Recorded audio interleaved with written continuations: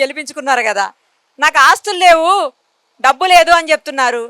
ఎందుకండి మీ ఇంతమంది ప్రేమాభిమానాలే ఆస్తులుగా ఉంటే ఆయనకి ఆస్తులు ఎందుకండి?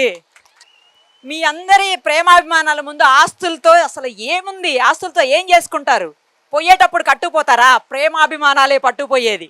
మీ అందరి అభిమానమే ఈరోజు ఇవాళ ఇలా నిలబెట్టింది ఆయన్ని.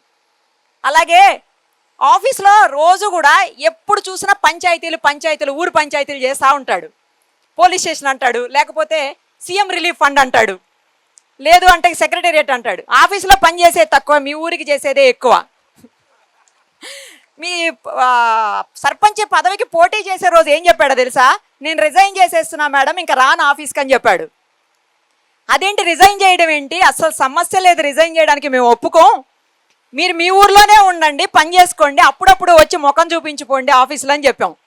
మేమే బలవంతంగా ఆపాం, లేకపోతే రిజైన్ చేస్తానన్నాడు.